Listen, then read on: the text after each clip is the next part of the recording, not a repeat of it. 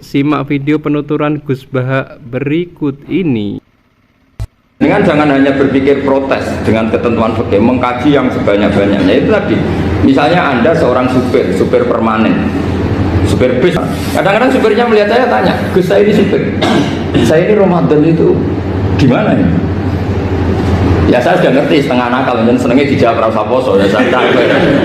Tapi masalahnya secara fikih, kalau kamu mengatakan kamu harus puasa terus, kamu melanggar konstitusi ilmu. Memang musafir punya diskon? Boleh tidak puasa. Pertanyaannya, bayarnya kapan? Wong Syawal ya nyupir lagi, Dzulqa'dah nyupir lagi, nanti sampai Ramadan ya. Nah terus, ya pas kamu cuti, biasanya cutinya pas sakit, boleh diskon lagi karena sakit. Coba. Nggak, andai kan ada jadi ahli fikih milih zaman. Lo kalau orangnya soleh terus kayak ustadz di sini kayak dosen UI kan, masa dosen UI Universitas Islam nggak Islami kan nggak mungkin. Mungkin memilih poso kan. Masalah ini kan hukum untuk orang kebanyakan, nggak boleh hukum musuh gak kuat. Bu, sahur jam 3:30 ngombe vitamin pokoknya harus kuat. Itu udah hukum, itu saran. Hukum itu beda dengan saran. Hukum itu hanya berpijak musafir itu boleh store. Kalau saran memang boleh, ya usahakan kamu makan 3:30 pas fit nyupir.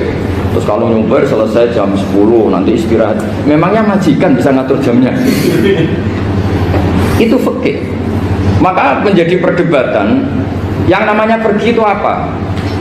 Menurut Imam Syafi'i, pergi itu ya dari rumahnya ke tempat yang asing, yang tidak wilayahnya, namanya pergi. Menurut Imam Ahmad bin Hanbal enggak. Pergi itu tidak kerja. Jadi orang yang supir yang seperti itu namanya tidak pergi tapi kerja. Tanyakan ke publik, misalnya jenengan ke UI, istri kamu atau suami kamu ditanya, istri kamu kemana? Kira-kira jawabnya bilang pergi jalan-jalan apa bilang kerja? Kerja. Makanya kata Imam Ahmad bin Hanbal, mudi musafar atau orang yang berprofesi, yang profesinya memang harus pergi kayak traveling atau supir, maka itu namanya tidak pergi, namanya itu kerja. Karena apa? Sekali distatuskan pergi, maka ikut status yang dikatakan Allah dan Rasul, dapat diskon, boleh tidak puasa. Maka terus kita debat tentang definisi. Nah, definisi ini penting karena yang menjadikan hukum rubah itu definisi. Misalnya gini, Mbak ini ngaji saya. Statusnya kalau pakai status saya ajnabi, orang lain Bapak ajnabiyah, maka hukumnya saya melihat Bapak ini haram karena statusnya ajnabi melihat ajnabiyah yang tidak mahram. Tapi kalau di fikih itu ada statusnya. Di antara lelaki boleh muwajahah sama perempuan adalah 1 untuk belajar, 2 untuk muamalah, 3 untuk kesaksian, 4 untuk pengobatan. Itu kan ada pengecualian. Sehingga statusnya sekarang, Mbak itu belajar, apa ini melihat Gus Bah atau Gus Bah itu mengajar atau gimana Mbak? Itu statusnya bisa rubah.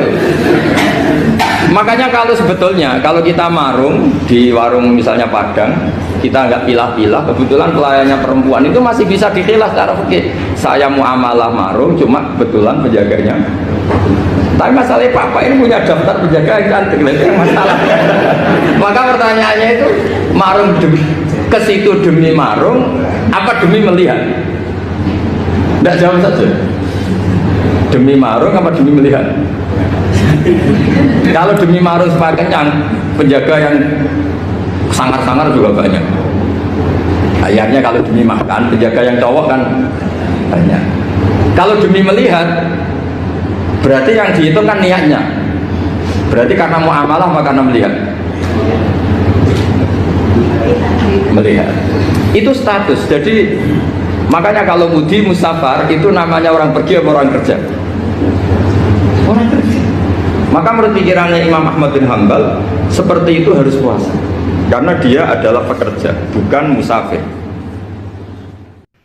Terima kasih sahabat muslim telah menyaksikan video ini. Semoga video ini bermanfaat bagi kita dan menambah wawasan kita dalam menjalankan perintah-perintah agama.